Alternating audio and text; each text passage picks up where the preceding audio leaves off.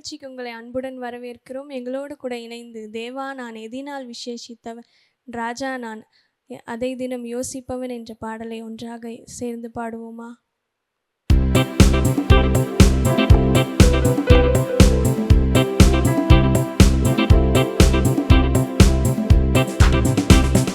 தேவா நான் எதினால் விசேஷித்தவன், ராஜா நான் அதை தினம் யோசிப்பவன். தேவா நான் எதினால் விசேஷித்தவன், ராஜா நான் அதை தினம் யோசிப்பவன். எதினால் இது எதினால் நீர் என்னோடு வருவதினால், எதினால் இது எதினால் நீர் என்னோடு இருப்பதினால். தேவா நான் எதினால் விசேஷித்தவன், ராஜா நான் அதை தினம் யோசிப்பவன். தேவா நான் எதினால் விசேஷித்தவன், ராஜா நான் அதை தினம் யோசிப்பவன். எதினால் இது எதினால் நீர் என்னோடு வருவதினால், எதினால் இது எதினால் நீர் என்னோடு இருப்பதினால். தாகம் கொண்ட தேவ ஜனம் வானம் பார்க்குது, ஆவல் கொண்ட கன்மலையும் கூட செல்லுது. தாகம் கொண்ட தேவ ஜனம் வானம் பார்க்குது, ஆவல் கொண்ட கன்மலையும் கூட செல்லுது. மாறாவின் நீரை தேனாக மாற்றும் என் நேசர் என்னோடுண்டு. மாறாவின் நீரை தேனாக மாற்றும் என் நேசர் என்னோடுண்டு. தேவா நான் எதினால் விசேஷித்தவன், ராஜா நான் அதை தினம் யோசிப்பவன். தேவா நான் எதினால் விசேஷித்தவன், ராஜா நான் அதை தினம் யோசிப்பவன். எதினால் இது எதினால் நீர் என்னோடு வருவதினால், எதினால் இது எதினால் நீர் என்னோடு இருப்பதினால். வாழ்க்கையிலே கசப்புகள் கலந்திட்டாலும் பாசமுள்ள ஒரு மரம் கூட வருது.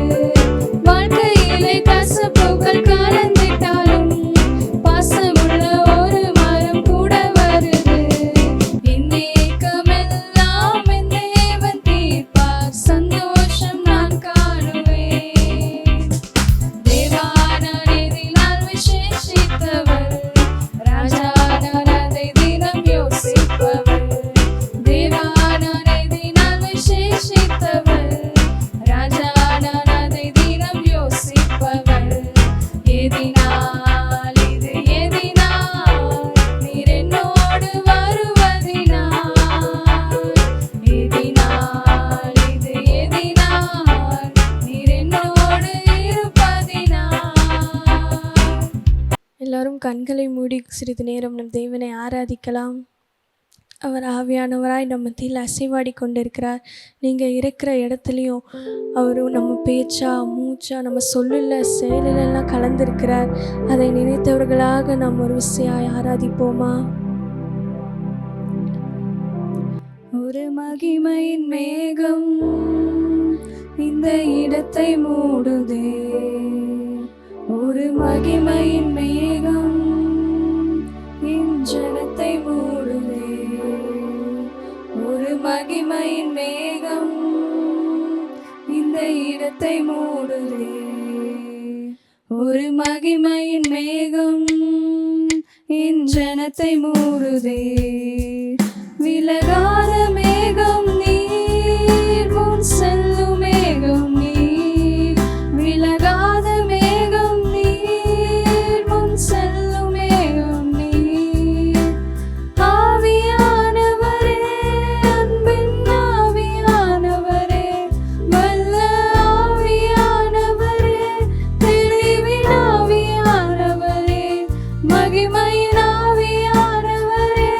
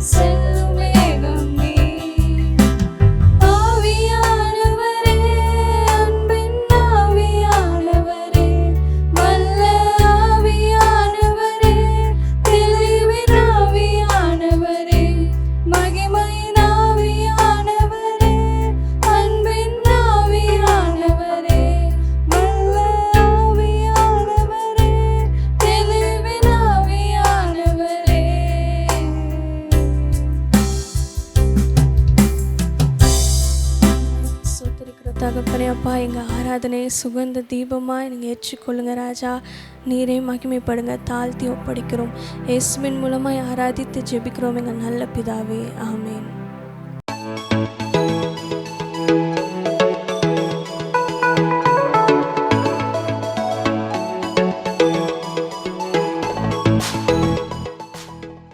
அன்பான மாணவ செல்வங்களே, ஆண்டவராகிய இயேசு கிறிஸ்துவின் நாமத்தினால உங்களுக்கு அன்பின் வாழ்த்துக்கள். இந்த நாளில் கூட நான் எங்கள் பிள்ளைங்கிட்ட, வாலிப தம்பிமார்கிட்ட நாங்கள் சந்திக்கிற அந்த பிள்ளைங்கிட்டலாம் நான் விசாரித்து பார்த்தேன். தம்பி, இன்னைக்கு நீங்கள் எந்த காரியத்தில் உங்களை ரொம்ப எது பாதிக்குது அப்படின்னு சொல்லி கேட்கும்போது, அந்த பிள்ளைங்க சொன்ன காரியம் என்னன்னா, ரீல்ஸ் அப்படின்னு சொல்லி சொன்னாங்க. ஒருவேளை அவங்க பார்க்குற காரியங்களாக இருக்கலாம், மற்றவங்களுக்கு தங்களை ரீல்ஸ் பண்ணி போட்டு அது நிமித்தம் அவங்க ஃபேமஸ் ஆகிற காரியங்களாக இருக்கலாம். இன்னைக்கு என்ன அப்படின்னு சொன்னால், ரீல்ஸ் அப்படின்னு சொல்லி தான் 1 நிமிஷம் 2 நிமிஷம் வருது. ஆனால் அந்த காரியங்களை பார்த்து பார்த்து பார்த்து பார்த்து அவங்களுக்கு அதுலேருந்து வெளியில் வரவே முடியலை. நமக்கு தெரிஞ்ச பிள்ளைங்கள பார்க்குறோம், அவங்க அக்கா 1 நிமிஷம் அப்படின்னு சொல்லிட்டு அந்த இதுக்குள்ளே போகிறாங்க. ஆனால் தொடர்ந்து அதை பார்த்துக்கிட்டே இருக்கிறதுனால அவங்களுக்கு நேரம் போனதே தெரியல. நம்ம சொன்ன வேலைகள் அவங்களுக்கு ஞாபகத்தில் இல்லை. அந்த நேரங்கள் என்ன செஞ்சுட்டே இருக்கு அப்படின்னு சொன்னால் கடந்து போய்கிட்டே இருக்குது. அது மட்டும் இல்லை, அவங்க செய்ய வேண்டிய வேலையும் அவங்க மறந்து போயிடுறாங்க. ஒரு அசைன்மெண்ட் எழுதுகிற காரியமாக இருக்கலாம், அல்லது படிக்க வேண்டிய காரியமாக இருக்கலாம். அது எல்லாத்தையும் அப்புறம் பார்த்துக்கலாம் அப்படின்னு சொல்லிட்டு இந்த ரீல்ஸை பார்த்துட்டு தன்னோட டைமை நீங்கள் வேஸ்ட் பண்ணிடுறீங்க. அது மட்டும் இல்லை, எப்படியாவது ரீல்ஸ் போட்டு நம்ம ஃபேமஸ் ஆயிடணும் அப்படின்னு சொல்லிட்டு தன்னுடைய ஒரிஜினலை மறந்துடுறீங்க. எப்படி அப்படின்னு சொன்னால், ஆண்டவர் நம்மளை எப்படி படைச்சிருக்காருன்னு சொன்னோம், யூனிக்காக படைச்சிருக்கிறார். அப்படி தானே? நம்ம யூனிக்காக படைக்கப்பட்ட அவருடைய சாயலில் படைக்கப்பட்டிருக்க நீங்கள் அதெல்லாம் மறந்துட்டு எப்படியாவது ஃபேமஸ் ஆயிடணும், எப்படியாவது நம்மளை 4 பேருக்கு தெரிஞ்சிடணும், எப்படியாவது நம்ம காலேஜில் நம்மளை ஒரு பெரிய ஆளாக காமிச்சுக்கணும் அப்படின்றக்காக ஆண்டவருக்கு பிரியமில்லாத காரியங்களை செய்கிறது கூட நீங்கள் உங்களை விட்டு கொடுத்துறீங்க. இதை ஆண்டவர் அதை விரும்பவே மாட்டார். உங்களை ஆண்டவர் ரீல்ஸாக படைக்கல, ரியல்ஸாக படைச்சிருக்கிறாரு. அப்போ நீங்கள் ரியலாக வாழணும் அப்படின்னு சொல்லிட்டு ஆண்டவர் எதிர்பார்க்குறார். நான் தூத்துக்குடிக்கு போயிருந்தோம். அப்போ சும்மா அப்படி ஒரு வீட்டில் ஜெபம் பண்ணிட்டு வெளியில் வரும்போது ஒரு அக்கா அங்கேருந்து வந்தாங்க. அவங்கள பார்க்கும்போது உண்மையாகவே எனக்கு ரொம்ப வேதனையாக இருந்துச்சு. ஏன் அப்படின்னு சொன்னால், அவங்க ஒரு வாலிப பிள்ளை. ஆனால் அவங்க போட்டிருந்த ட்ரெஸ்ஸு நிறைய பேரை இடரல் உண்டாக்கக்கூடிய ஒரு ட்ரெஸ்ஸு மாதிரி போட்டிருந்தாங்க. என்ன அப்படின்னு சொல்லி கேட்கும்போது அவங்க சொன்ன அந்த வீட்டில் இருந்து அந்த அக்கா சொன்ன காரியம் என்ன அப்படி தெரியுமா, இவங்க ரீல்ஸ் பண்ணுறாங்க, அதனால இவங்க இப்படி தான் ட்ரெஸ் போடுவாங்கன்னு சொன்னாங்க. அப்போது நீங்கள் யோசித்து பாருங்களேன், அதை ஆண்டவர் விரும்புவாரா அப்படின்னு சொல்லிட்டு நீங்கள் கேட்டு பார்த்தீங்க அப்படின்னு சொன்னால், உண்மையாகவே ஆண்டவர் விரும்ப மாட்டார். ஆண்டவர் சொல்கிறாரு, ஒருவனுக்கு நீ இடரல் உண்டாக்கணும் அப்படின்னா உன் கழுத்தில் எந்திரக்கல்லை கட்டி சமுத்திரத்தின் ஆழத்தில் ஆண்டவர் போட சொல்கிறாரு. அப்போ நீ மற்றவங்களுக்கு இடரல் உண்டாக்கணும் அப்படின்னு சொன்னால், ஆண்டவர் உன் கழுத்தில் எந்திரக்கல்லை கட்டி சமுத்திரத்தில் போட்டுட்டாருன்னு வச்சுக்கோங்க, அதுல இருந்து நீ வெளியில வரவே முடியாது. ஏன் அப்படின்னா, இந்திரக்கல் இவ்வளோ பெருசா இருக்கும். அந்த கல்லை நீ கட்டுன அப்படி சமுத்திரத்துக்குள்ள போட்டாலே நம்ம வர முடியாது. அதுலயும் அந்த எந்திரக்கல்ல கட்டி போட்டா சுத்தமா வரவே முடியாது. அப்போ இன்னைக்கு நீ ஒரு தீர்மானம் எடு, ஆண்டவரே நான் ரீல்ஸ் போடுறேன் அப்படின்றக்காக என்னுடைய சரீரத்தையோ என்னுடைய ஆத்மாவையோ என்னுடைய சிந்தையோ நான் தீட்டுப்படுத்திடக்கூடாது. அது மட்டும் இல்லை, என் மூலம் மற்றவங்க இடறிடக்கூடாது அப்படின்றதுல நீ ஒரு தீர்மானம் எடுக்கணும். அன்பு தம்பி, அன்பு தங்கச்சி, உன்கிட்ட ஒரு அன்பான ஒரு வேண்டுகோள் தான். ஏன் அப்படின்னு சொன்னா, ஆண்டவர் உன்னை ரியலாய் படைத்திருக்கிறார். நீ ரீல்ஸ் பண்ணி உன்னை ஃபாலோ பண்ணன்னு நினைக்கிறீல, அதே இது பைபிள்ல இருக்கிற கேரக்டரை நீ போட்டு ரியலா ஒரு காரியத்தை பண்ணு, உன்னையே ஃபாலோ பண்ணக்கூடியவங்க நிறைய பேரை ஆண்டவர் உனக்கு தருவார். ஏன் அப்படின்னு சொன்னா, யோசேப்பு உண்மையா இருந்ததுனால யோசேப்பை அந்த தேசம் முழுவதுக்கும் அதிகாரி ஆக்குனார் ஏசப்பா. அதே மாதிரி நீ உண்மையா ஆண்டவருக்கு பிரியமான ஒரு கண்டென்ட்டை நீ பண்ணி உன் மூலம் ஒரு 4 பேர் ஏசு கிறிஸ்துவை ஏற்றுக்கொள்ளக்கூடிய அளவுக்கு, ஏசு கிறிஸ்துவ பக்கத்துக்கு வரக்கூடிய அளவுக்கு நீ காரியங்களை பண்ணுன அப்படின்னு சொன்னா, உன்னைய ஆண்டவர் அநேகருக்கு தெரியக்கூடியவர்களாய் மாற்றுவார். உன்னைய மற்றவங்களுக்கு தெரியணும் தானே ஆசைப்படுற, அந்த காரியத்துல ஆண்டவருக்காக நீ முன்னின்று ஆண்டவருக்காக காரியங்களை செய், ஆண்டவர் உன்னையும் உயர்த்துவார். அதனால மறுபடியும் சொல்றேன், நீ ரீல்ஸை பார்த்து உன் வாழ்க்கையை ஏமாற்றி கொள்ளாத, ரீல்ஸ் பண்ணி உன் வாழ்க்கையை நீ சீரழிச்சு கொள்ளாத, ஆண்டவருக்காய் ரியலாய் நீ செயல்படு. ஆண்டவர் உன்னை உயர்ந்த இடத்துல வைப்பார் என்பதுல எந்த விதமான சந்தேகமும் இல்லை.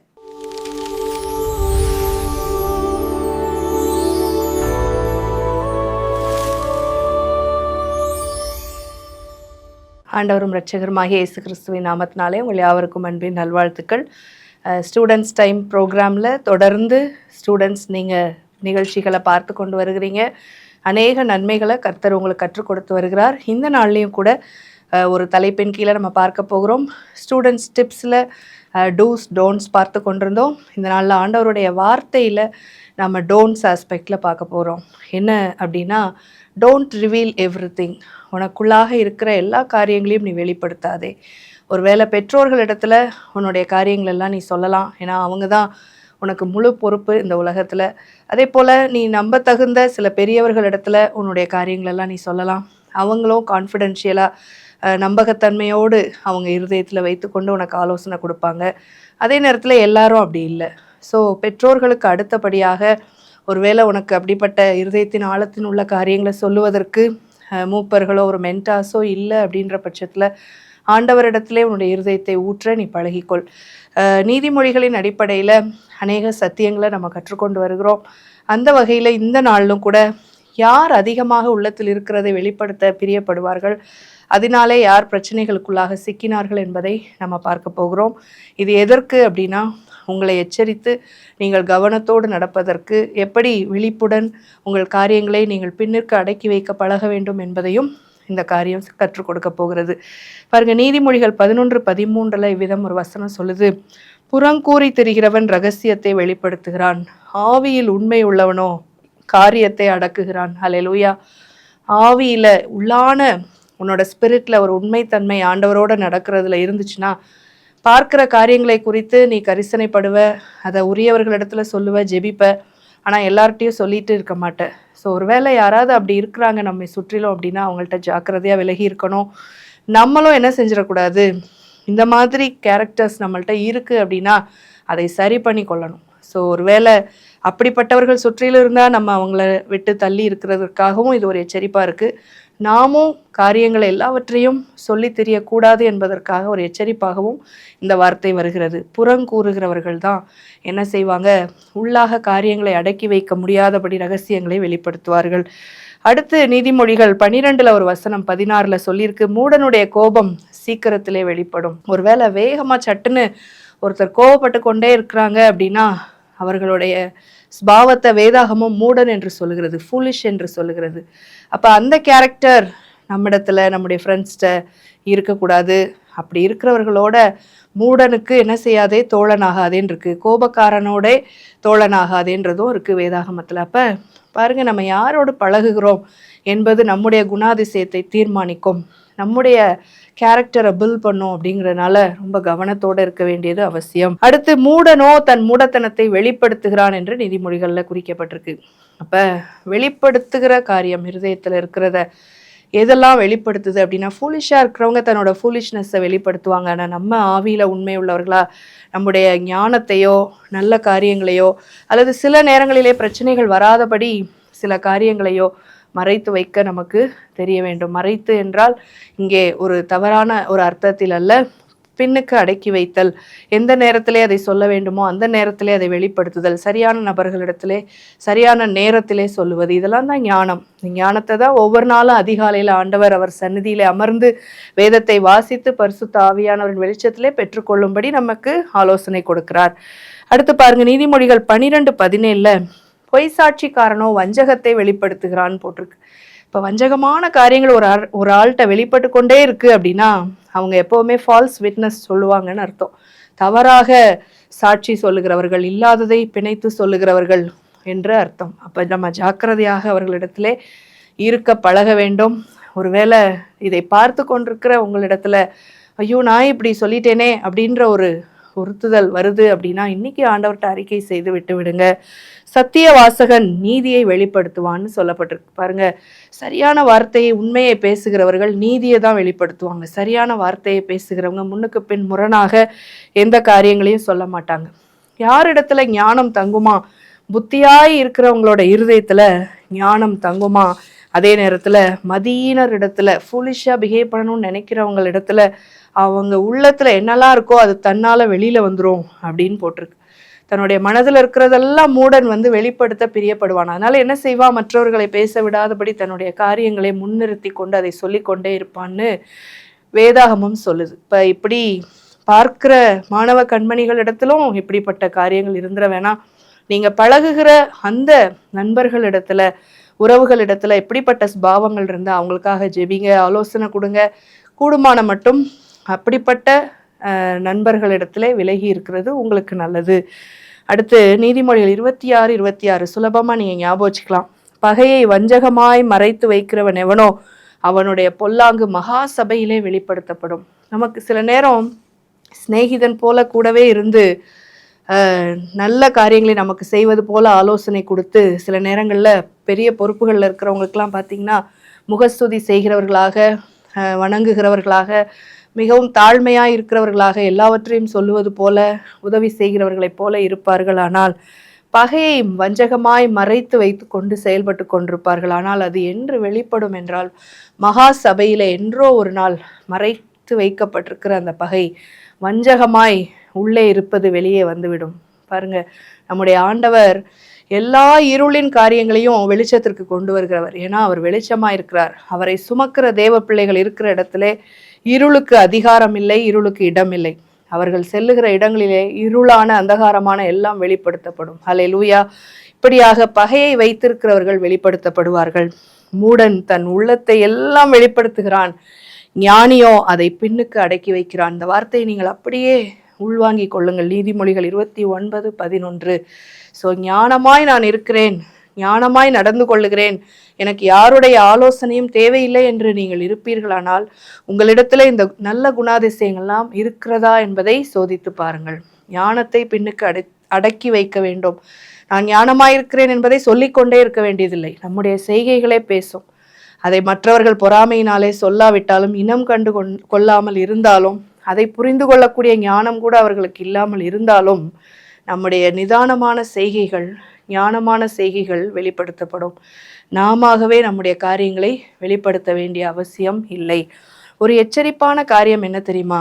சிம்சோன் என்ற ஒரு பலசாலியான அபிஷேகம் பண்ணப்பட்ட ஒரு தேவ மனிதன் பழைய ஏற்பாட்டு காலத்திலே நியாயாதிபதிகளிலே வாழ்ந்து கொண்டிருந்தார்.